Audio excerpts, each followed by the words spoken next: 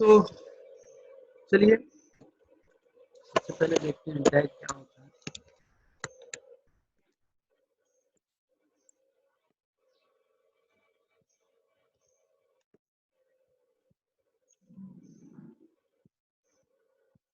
डैग का पूरा नाम कोई बताया?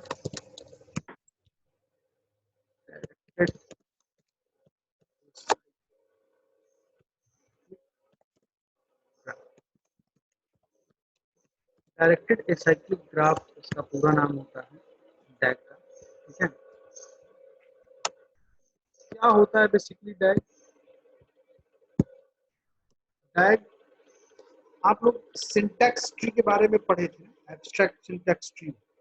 मैंने बताया था इंटरमीडिएट कोड जनरेशन में एब्स्ट्रैक्ट सिंटैक्स ट्री बताया था, जिसमें आपके आई थिंक रुके मैं बता ही देता हूँ, बताया भी था मैंने।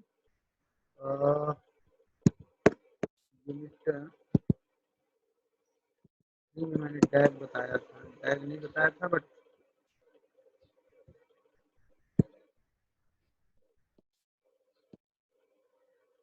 एब्स्ट्रैक्ट सिंटैक्स ट्री मैंने बताया था।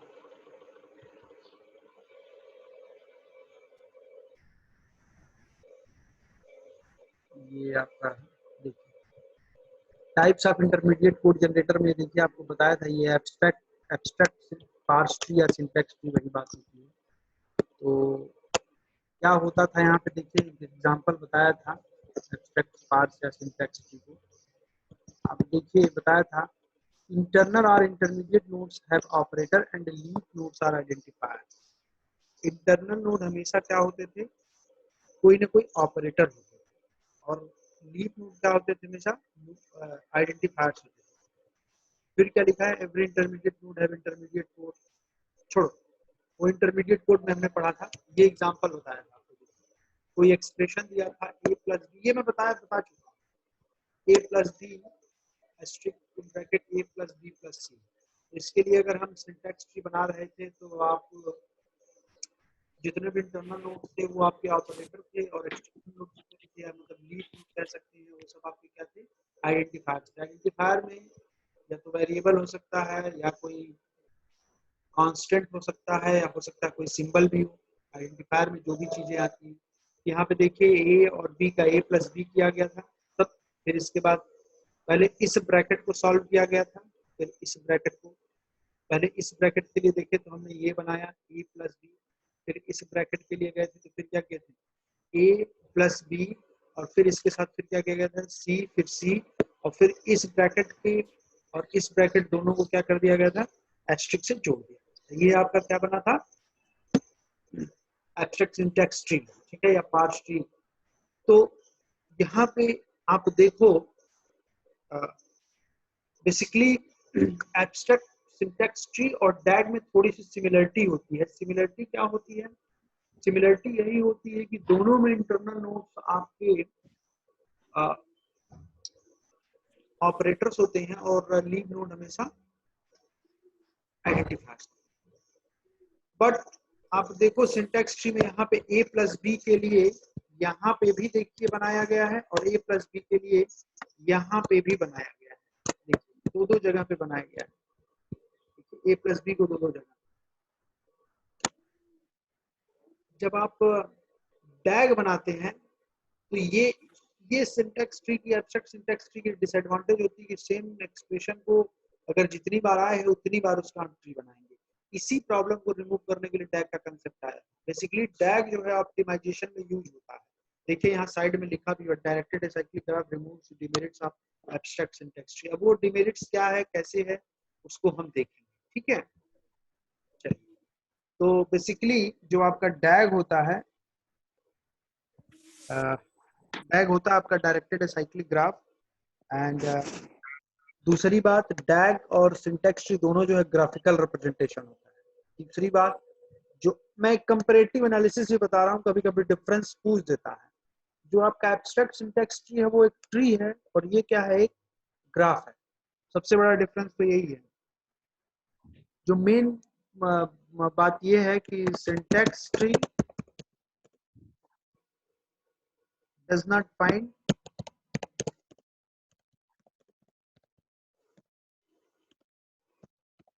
कॉमन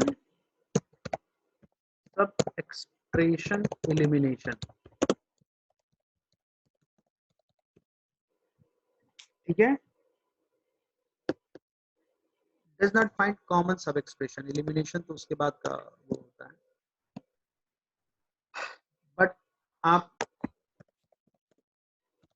बट इन DAG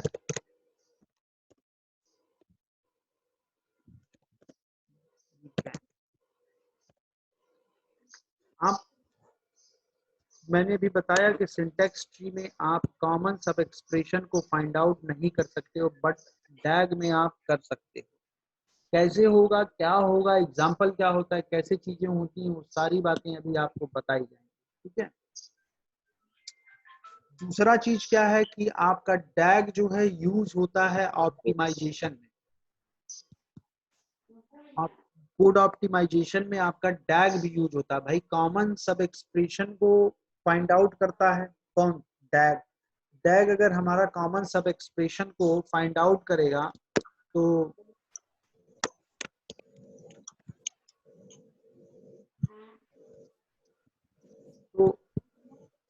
अगर कॉमन सब एक्सप्रेशन को फाइंड आउट करेगा तो दूसरी बात यह है कि उसको हम फाइंड आउट कर लेंगे तो उसको रिमूव भी कर सकते हैं। और रिमूव कैसे करेंगे वो बातें बताऊंगा मैं। जब आप रिमूव करोगे तो क्या हो गया, एक कोड ऑप्टिमाइजेशन की एक टेक्निक है, तो इसको उसमें भी एक तरह से यूज कर सकते हैं। एक तरह से आप कह सकते हैं कि दूसरा पॉइंट इसमें आप चाहें तो कह सकते हैं DAG is used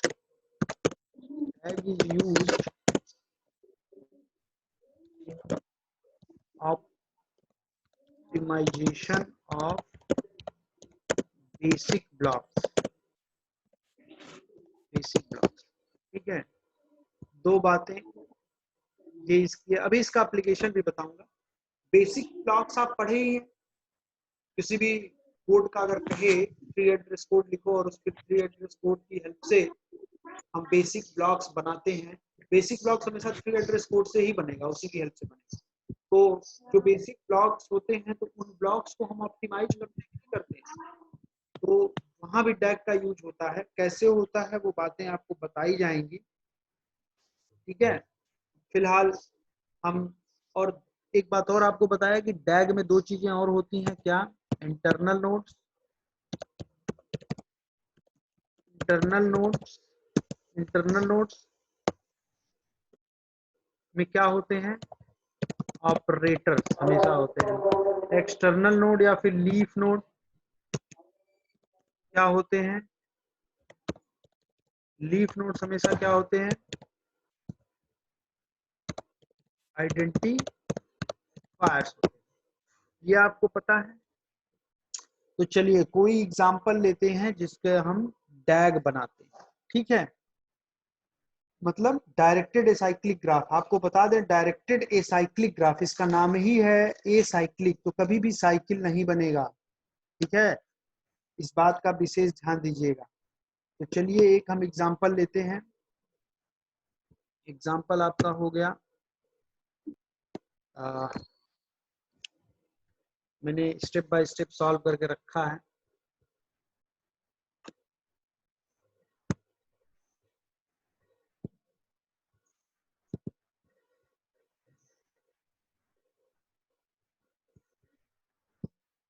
जैसे आपका ये एग्जांपल है,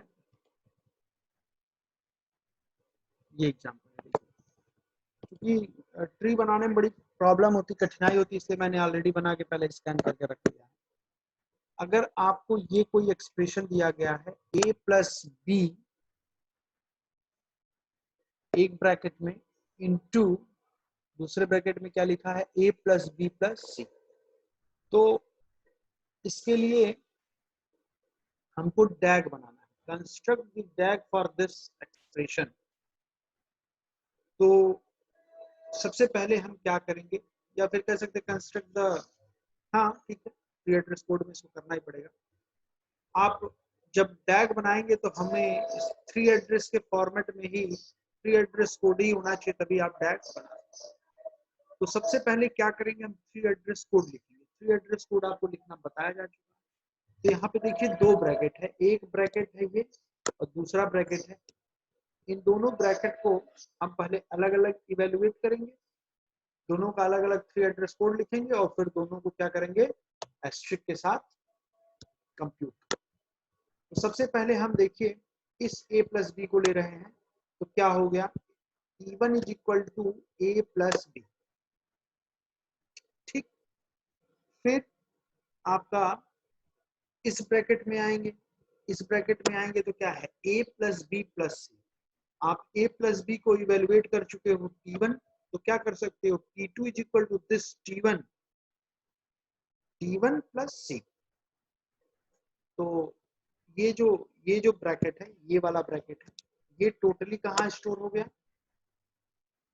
T2 में, और ये वाला पूरा ब्रैकेट कहाँ स्टोर हो गया, T1। तो T1 ये है, T2 ये है, दोनों को क्या कर दिया, मल्टीप्लाई कर दिया, और एक फिर तीसरा वेरिएबल लिया T3 is equal to T1 asterisk. ये क्या हो गया आपका थ्री एड्रेस कोड। ठीक है, अब इसके लिए हम डैग बनाएंगे, तो कैसे बनेगा डैग, ये देखते हैं, स्टेप बाय स्टेप हम देखते चलते हैं। ठीक है, तो डैग बनाएंगे,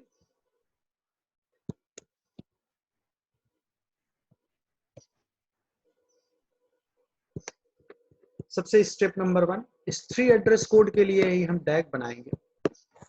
सबसे पहला स्टेटमेंट क्या है, T1 is equal to a plus B. क्या करेंगे, आपको पता है जब भी हम डैग बनाते हैं तो इंटरनल नोड्स में हमेशा ऑपरेटर होते हैं और लीव नोड या एक्सटर्नल नोड हमेशा क्या होते हैं, आइडेंटिफायर। तो यहाँ पे क्या लिखा है, a प्लस बी। तो पहली बात, प्लस आपका क्या हो गया, a और b का पैरेंट नोड हो जाएगा, और a जो हो जाएगा वो लेफ्ट चाइल्ड हो जाएगा, b जो है राइट चाइल्ड हो जाएगा। ये नहीं है कि ये इधर कर दो ये इधर कर दो।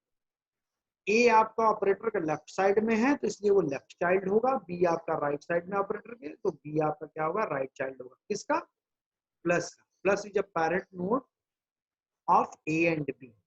ठीक है, तो ये देखिए किया गया है, this is a, this is b, ए और बी को दोनों को क्या किया, इस दोनों का पैरेंट नोड आपका क्या ऑपरेटर क्या है, प्लस, और फाइनली वैल्यू क्या हो रही है, T1। तो a plus B is equal to, यहाँ पे देखिए आपने, ये बहुत छोटा एग्जांपल है, सिंपल एग्जांपल है, मैं 2-3 एग्जांपल कराऊंगा, उसने में ही आपको समझ में आएगा। ठीक है, चलिए फर्स्ट हो गया, चलिए सेकंड स्टेटमेंट में आइए, T2 is equal to T1 plus C. T2 is equal to T1 plus C. तो ये आपका T1 ऑलरेडी है ही है, इस T1 को क्या किया गया, T1 यहाँ पे है, T1 को C के साथ क्या किया गया है, प्लस। तो ये T1 है आपका, इसी को यहाँ से एक C करके देखिए, दिस इज योर T1, ये आपका T1 है, पूरा इवेलुएट होकर T1 आया है। तो यहाँ पे देखिए प्लस का लेफ्ट चाइल्ड क्या है, T1 है, राइट चाइल्ड C है। तो देखिए प्लस के लेफ्ट में आपका पूरा T1 हो गया और राइट साइड में C हो गया, और फाइनली वैल्यू किसमें स्टोर हो रही है, T2 में। ये क्या हो गया आपका T2। ठीक, चलिए थर्ड स्टेप पे आइए। थर्ड स्टेप पे आपका ये है T3 इज इक्वल टू, देखिए डैग थोड़ा इंपॉर्टेंट होता है आपके एग्जाम्स में आता है, क्योंकि होता इजी है, इसलिए इन जनरल 5 नंबर 10 नंबर में जैसा क्वेश्चन होता है 5 नंबर में भी या 10 नंबर में पूछ ही दिया जाता है, क्योंकि सिंपल होता है और आराम से सब लोग सॉल्व भी करते हैं। इस यूनिट में आपका एक ऑप्टिमाइजेशन से क्वेश्चन बनता है, डैग से बनता है, कभी कभी ग्लोबल डेटा फ्लो एनालिसिस पे भी कुछ पूछ देते हैं, बोल देते हैं शॉर्ट नोट वगैरह लिखने के लिए, क्योंकि डैग के बाद आपको ग्लोबल डेटा फ्लो एनालिसिस ही पढ़ाएंगे। कभी कभी P4 ऑप्टिमाइजेशन भी पूछ देते हैं, जो कि मैं भी आगे बताऊंगा जब कोड जनरेशन में, तो उसको भी देख लेंगे। चलिए, तो T3 is equal to T1 asterisk T2। हमारे स्टेप 2 में देखिए यहाँ T1 मिला है और यहाँ पे आपका क्या मिला है, T2 मिला।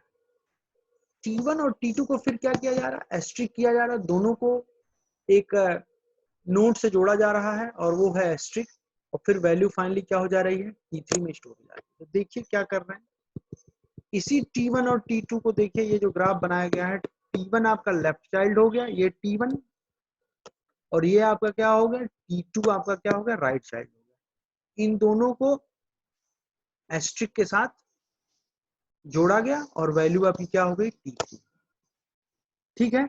अच्छा ये देखिए, एक तरह से आपका डायरेक्टेड ग्राफ होता है ना, तो एक तरह से समझिए ये एरो के फॉर्म में है, ये डायरेक्टेड ग्राफ है। ये जितने भी एजेस हैं एक नोड से दूसरे नोड में, ये हमेशा डायरेक्टेड फॉर्म में है।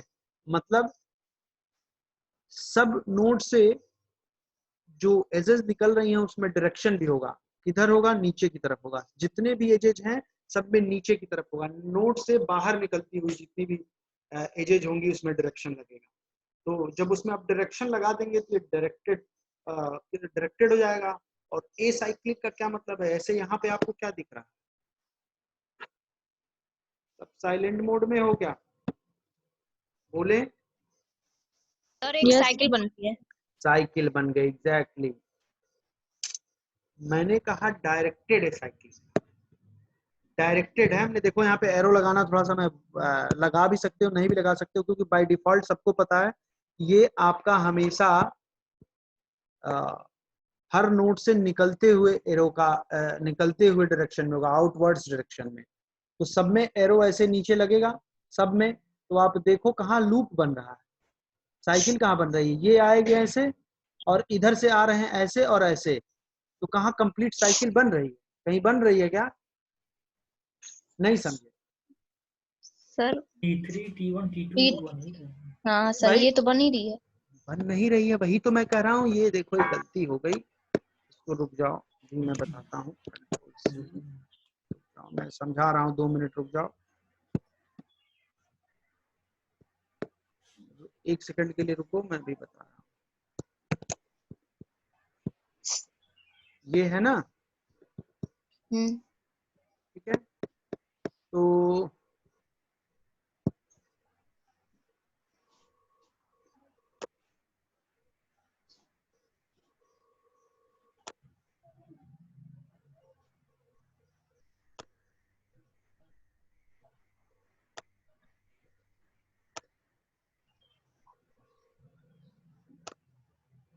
बताओ साइकिल बन रही है क्या,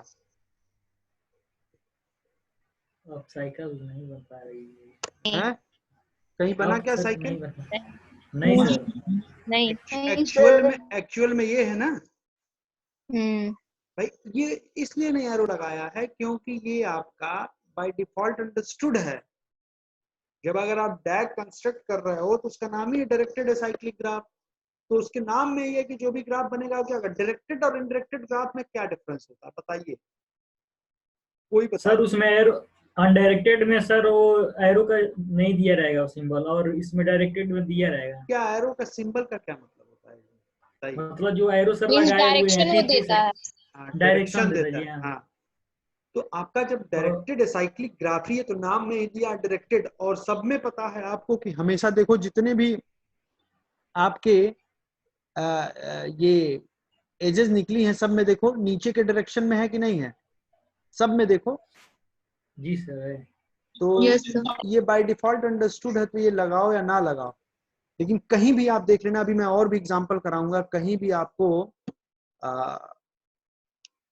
साइकिल नहीं मिलेगी क्योंकि इसका नाम ही डायरेक्टेड एसाइक्लिक ग्राफ, ये साइक्लिक ग्राफ।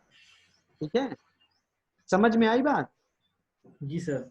चलिए ठीक है, यस अच्छी सर। बात है, अच्छी बात है, समझ में आया। तो कल सब लोगों ने अटेंडेंस चेक कर लिया था क्या, क्योंकि एक दो लोग का शायद मिसिंग था, उसमें नहीं था। आप नहीं बताओगे तो हमको नहीं पता चल पाएगा, तो मैं मान लूंगा कि एब्सेंट। लेकिन कोई भी बोलेगा तो उसके प्रूफ के साथ कि हम सर प्रेजेंट थे। तो ये बन गया आपका डैग, ठीक है। अच्छा जी, यहाँ पे आपका कहीं भी ऑप्टिमाइज, ये हमने सिर्फ डैग कंस्ट्रक्ट करना बताया। यहाँ पे आप देखो कुछ मैंने बताया, डैग का एक यूज होता है कॉमन सब एक्सप्रेशन को फाइंड आउट करने में। तो यहाँ पे देखो a+b 2 बार यूज हुआ था तो 2 जगह हमको पता चल गया। और देखो हमने जब डैग बनाया तो एक ही बार a और b को यूज किया। अभी और एग्जांपल कराऊंगा तो थोड़ा और डैग का कंसेप्ट क्लियर होगा। जैसे ये एग्जांपल है, आप देखिए ये आपका एग्जांपल है।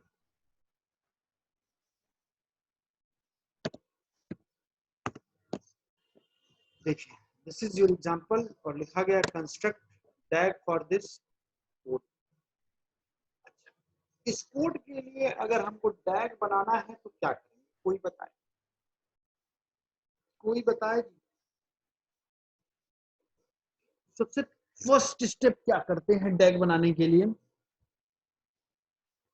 कोई बोलता ही नहीं है, three address code. Three address code. क्या यहाँ पे थ्री एड्रेस कोड लिखने की जरूरत है? यहाँ पे देखिए जो भी कोड ये लिखा गया ऑलरेडी ये थ्री एड्रेस के ही फॉर्मेट में है। आप थ्री एड्रेस के फॉर्मेट में ही तो है, मैक्सिमम 3 वेरिएबल आपके यूज हो रहे हैं, 3 ऑपरेंड, देख लो। Yes sir. ये ऑलरेडी थ्री एड्रेस के फॉर्म में है, तो थ्री एड्रेस कोड ये ऑलरेडी है, तो इसके लिए हमको कुछ करना ही नहीं है। इसके प्रीवियस क्वेश्चन में देखो आपका ऐसा नहीं था, देखो यहाँ पे कहाँ था, यहाँ पे आपको मैंने लिखवाया है ना थ्री एड्रेस कैसे होता है, मैंने आपको बताया था, आप देखना यूनिट 3 में, वहां पे थ्री एड्रेस का फॉर्मेट लिखाया है, तो 4 5 10 लिखवाया होगा, और भी होते हैं, जितना आपको जरूरत है उतना मैंने बताया था। तो यहाँ पे अगर हम इसका थ्री एड्रेस कोड ऑलरेडी दिया हुआ है, अगर हम इसका टैग बनाए तो क्या करेंगे। सबसे पहला स्टेटमेंट क्या है, देखो एकदम स्टेप बाय स्टेप मैंने किया है, a is equal to B asterisk C, ठीक है। तो क्या हो जाएगा, आपका ऑपरेटर एस्ट्रिक, तो पैरेंट नोड क्या हो जाएगा आपका एस्ट्रिक, बी उसका लेफ्ट चाइल्ड हो जाएगा, सी आपका उसका राइट चाइल्ड।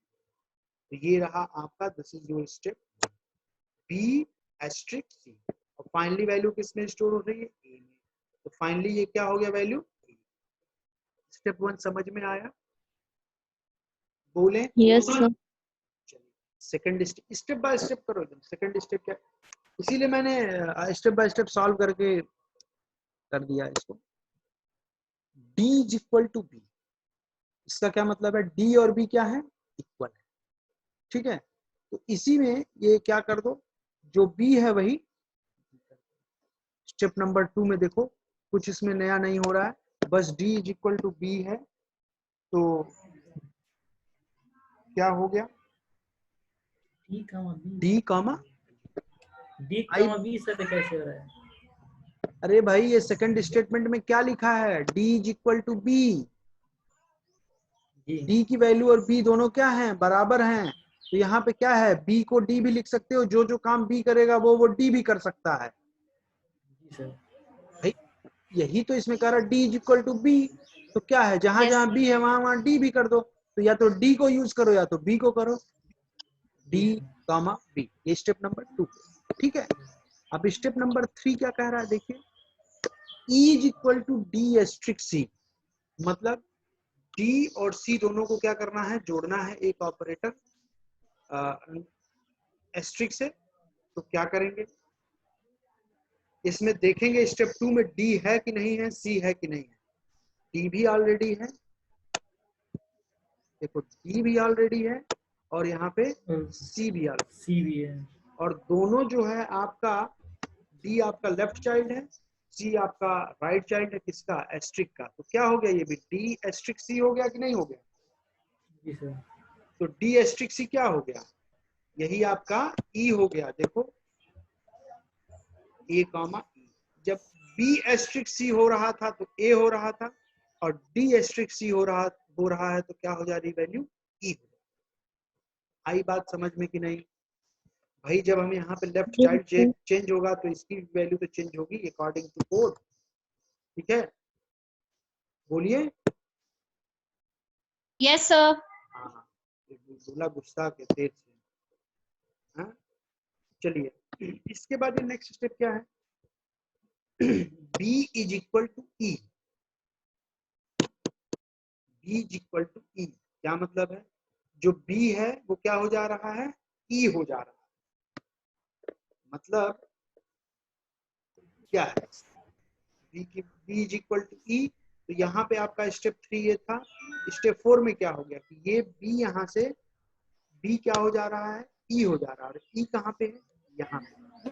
तो क्या हो जाएगा, ये बी यहाँ से हट जाएगा और यहाँ ई बी इक्वल टू ई है, तो बी की वैल्यू हमें क्या हो जाएगी, ई के बराबर हो जाएगी। ठीक है, Yes, sir. तो ये हो गया आपका ए ई बी, और ये आपका यहाँ पे बी चूंकि ई के बराबर हो गया, यहाँ चला गया। ये सिर्फ स्टेप 4 समझ में आया। हम अभी सिर्फ डैग बता रहे हैं, इसको ऑप्टिमाइज अभी करेंगे बाद में। ठीक है, इसके बाद क्या है, f is equal to B plus C, F is equal to B plus C. ठीक है ना, f is equal to B plus C. यहाँ पे देखो स्टेप 4 में b है ऑलरेडी, ये b ए ई बी लिखा है ना, तो b आपका ये हो जाएगा, इस नोट पे इवेलुएट हो रहा ना b। और c क्या है, c आपका ये है। इस b और c दोनों को क्या करना है, एक तीसरा नोड प्लस लेंगे और दोनों को जोड़ देंगे। b प्लस सी है तो b आपका लेफ्ट चाइल्ड होगा, c आपका राइट चाइल्ड होगा, किसका, प्लस का। तो देखो आप क्या किए हो, इसी में स्टेप 5 क्या किए हो, ये देखो ए ई बी था, ये जो एस्ट्रिक है इसको ए भी है, ई भी है, बी भी है, तीन चीजें हैं। इसी चीज को रिमूव करते हैं हम डैग में, कैसे करेंगे अभी देखेंगे। तो यहाँ पे देखिए b प्लस सी है, तो b प्लस सी, ये प्लस हो गया, इसके b लेफ्ट में है, c आपके राइट में, और वैल्यू क्या हो गई, ठीक है। चलिए लास्ट क्या है आपका, g is equal to D plus g is equal to D. ओहो क्या हो गया भाई,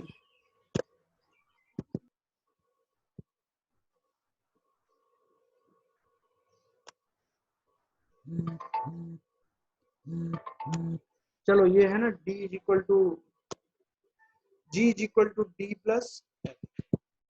तो इसमें देखो d कहीं है और f कहीं है, ये हम बनाए थे ना प्रीवियस स्टेप में। तो d आपका ये रहा,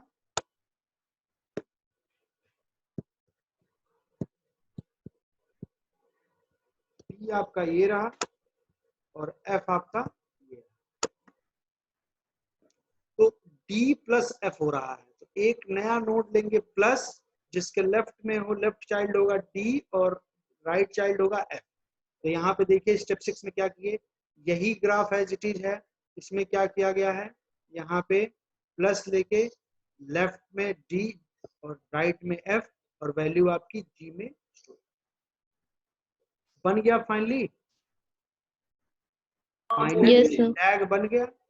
अभी भी कितने लोग के मन में आ रहा होगा कि सर यहाँ तो साइकिल बन गया, देखते हैं।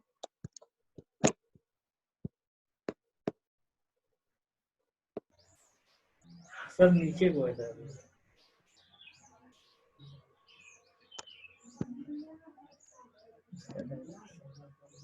कहाँ गया भाई,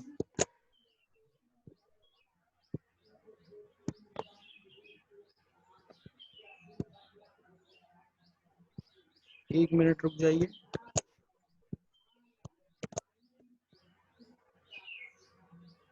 देखिए अभी हम इसमें देख लेते हैं, ये देखो इसका लेफ्ट चाइल्ड है, नहीं बनेगा। इसका राइट चाइल्ड है, ये f का लेफ्ट चाइल्ड क्या था, ये था, राइट चाइल्ड क्या है, ये है, एस्ट्रिक का लेफ्ट चाइल्ड क्या है, ये है, ये आप बताइए क्या कहीं नहीं। साइकिल बनी क्या, नहीं सर, यहाँ नहीं। से यहाँ ऐसे जा रहे हैं, फिर ये इधर से, कहीं देखो आप साइकिल नहीं बन रही है, तो आपका क्या हो गया, ये साइक्लिक हो गया कि नहीं हो गया, ठीक है। Yes, तो sir. ये आपका हो गया दूसरा, ठीक है, ये तो डैग बना। तो इसी में अगर हमको ऑप्टिमाइजेशन करना हो, ऑप्टिमाइजेशन में कौन सी ऑप्टिमाइजेशन यहाँ पे अप्लाई होती है, सिर्फ और सिर्फ कॉमन सब एक्सप्रेशन को फाइंड आउट करते हैं और उसी को एलिमिनेट कर सकते हैं। तो उसका एलिमिनेशन अगर आपको पता चल गया कि कौन से हैं कॉमन सब एक्सप्रेशन, तो उसको आप सिंपली एलिमिनेट कर सकते हैं, यू कैन डू इजिली। तो आप देखो यहाँ पे कॉमन सब एक्सप्रेशन देखो, यहाँ पे है ना, यहाँ देखो ए ई बी, एक ही जगह पे तीन वैल्यू हो रही है कि नहीं हो रही है, उसको हम कैसे रिमूव करेंगे, इसी से फाइंड आउट हो गया कि ये कॉमन सब एक्सप्रेशन ई ए और ई दोनों एक तरह से बराबर ही है। कैसे हैं देखिए, ये कोड था आपका, कोड कहाँ गया आपका, ये था, देखिए A is equal to B asterisk C, पहला स्टेटमेंट तो आपने लिख दिया, A is equal to B asterisk C. Second क्या है, D is equal to B, D is equal to B भी कोई लिख दो, कोई प्रॉब्लम नहीं है, कोई प्रॉब्लम नहीं है, क्योंकि यहाँ देखो डी और ये सिंपल बी एस्ट्रिक सी फिर डी एस्ट्रिक सी, कोई प्रॉब्लम नहीं है। अब आपका नेक्स्ट स्टेटमेंट क्या है, देखो E is equal to D asterisk C. अब E is equal to D asterisk C, यही आपका A भी है, यही आपका E भी हो जा रहा है, तो कैसे ये A यही हो जा रहा है, आप सिंपल यहाँ देखो A is equal to B asterisk C, D is equal to B और E is equal to D asterisk C. सीधे देखो ये स्टेटमेंट में क्या है, D is equal to B, D की वैल्यू B हो सकती है, यहाँ पे थर्ड स्टेटमेंट में देखो D की जगह क्या रख दो, B रख दो, बोलिए B रख दोगे तो क्या हो जाएगा, B एस्ट्रिक सी ए हो जाएगा। ए नहीं बी हो जाएगा ना, ये D is equal to B है ना सेकंड वाले स्टेटमेंट में, तो डी की जगह अगर हम बी रख दें तो क्या हो जाएगा, E is equal to B asterisk C और यहाँ पे A is equal to B asterisk C.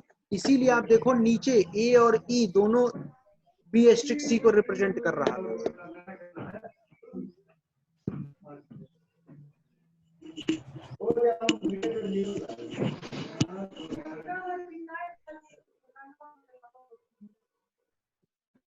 ठीक है,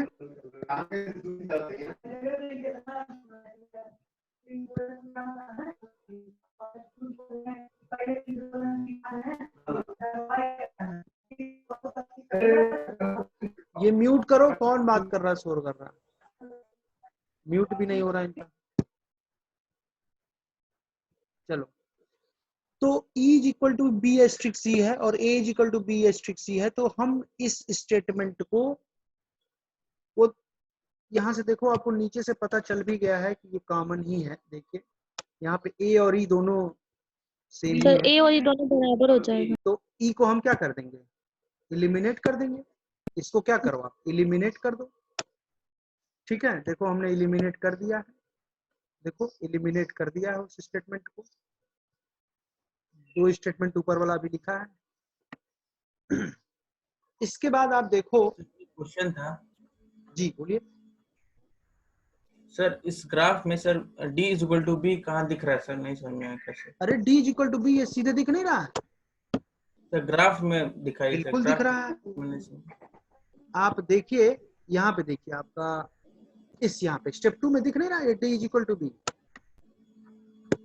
सर जैसे 6 वाले में फाइनल सारे तो फाइनल तो इक्वेशन का बनाया ना फाइनल, सर। हाँ तो फाइनल अभी आप स्टेप बाय स्टेप ही तो देखोगे, अभी फाइनल आप देखो, अभी 2 मिनट आप रुक जाओ, अभी समझ जाओगे।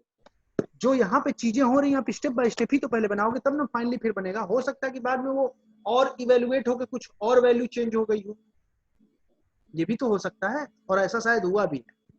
यहाँ पे आप देखो D is equal to B सीधे दिख रहा है। जहां पे ऐसे होंगे, ऐसे ऐसे चीजें, जहां पे भी अगर एक एज पे दो दो वैल्यू आएंगी, वहां समझ लो एक तो रिमूव होना ही होना। ठीक है, 2 मिनट रखिए, अभी आपको सब समझ में आ जाएगा।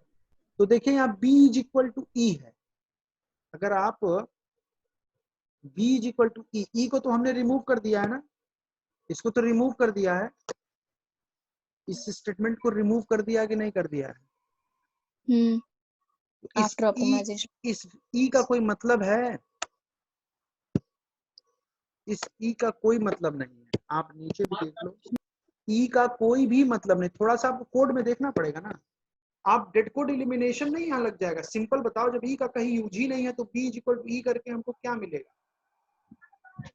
अरे भाई ई सिर्फ और सिर्फ यहाँ पे इवेलुएट हो रहा था, इसको हमने रिमूव कर दिया डेड कोड, अरे ये आपका हट जाएगा क्योंकि ये ए और ई दोनों इक्विवेलेंट है। तो इस कोड को हम डेड कोड एलिमिनेशन के रूल के अकॉर्डिंग इसको हम बी इक्वल टू ई भी रिमूव कर देंगे, और फिर फाइनली ये दोनों में कुछ नहीं होगा, F is equal to B plus C और G is equal to D plus F.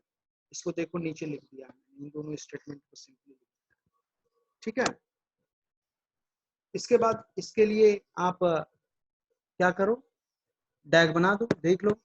A is equal to B plus C के लिए बी एस्ट्रिक सी के लिए बी एस्ट्रिक सी बनाया, second step D is equal to B, यही B D हो जा रहा है, बी कॉमा डी हो जा रहा है, ठीक है।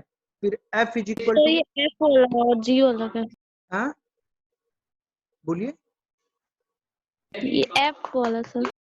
एफ और जी वही है, एज इट इज है। देखो आप एफ और जी यहाँ पे देखो, ये दोनों as it is, F is equal to B plus C और G is equal to D plus है, देखो वही तो लिखा है सिंपली, ए सर वहाँ प्लस पे सी ये और लिखा डी। हुआ है। हाँ कहाँ ए लिखा हुआ है? ओ हो, गड़बड़ हो गया लिखने में लग रहा है मेरे से। इसमें ग्राफ में क्या इवेलुएट किया है? एफ इज इक्वल टू ए है ना, ओ गड़बड़ हो गया। अरे ए और बी कुछ भी लिखो कोई दिक्कत नहीं, ए और बी दोनों सेम ही है। यहाँ देख लो, आपका ए भी यही इसी नोड पे है और बी भी इसी नोड पे है, तो आप ए भी लिखो, बी, ग्राफ में कोई चेंजिंग नहीं होगा, उसको हो एडिट करना पड़ेगा, ए या बी में से कोई एक ही लेना पड़ेगा। सपोज यहाँ पे आपने क्या लिया है, बी लिया है, तो यहाँ भी बी ही लिख दो, ठीक है, ये भी मान लो बी ही है, ठीक। यार कुछ प्रॉब्लम हो गई है, ऊपर में तो था, यहाँ पे तो ए प्लस सी है, वो आई थिंक ए ही होगा ऊपर भी। क्वेश्चन रुको, ये कहीं दिया बुक में कहाँ है, रुको मैंने कॉपी में लिखा है क्वेश्चन, 1 मिनट रुक जाइए, थोड़ा सा